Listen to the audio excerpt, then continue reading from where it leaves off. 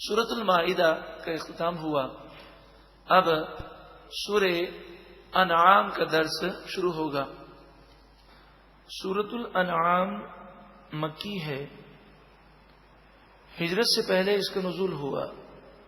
قرآن پاک کی ترتیب کے اعتبار سے اس کا نمبر 6 ہے. نزول کے اعتبار سے اس کا نمبر 55 ہے.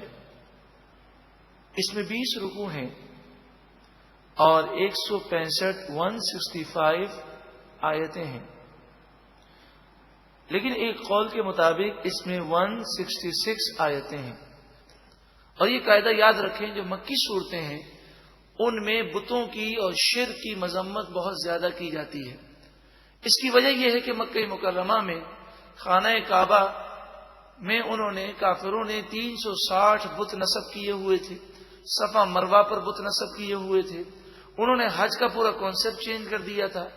حج کے دوران بتوں کی پوجا کرتے اور ہر ایک نے مختلف قسم کے بت بنائے ہوئے تھے. تو مکی صورتوں میں بتوں کی مذمت، شرک کی مذمت بہت زیادہ ہے. اسی طرح حضور کی رسالت اور قرآن پاک سچی کتاب ہے، اس کے دلائل ہیں. قیامت کا ذکر بکثرت ہے. موت کا تصور اس میں بکثرت دیا جاتا ہے. اور مکی صورتوں میں اللہ کی وحدانیت کا بیان بکثرت ہوتا ہے. اللہ کی نعمتوں کا بیان بھی بکثرت ہوتا ہے.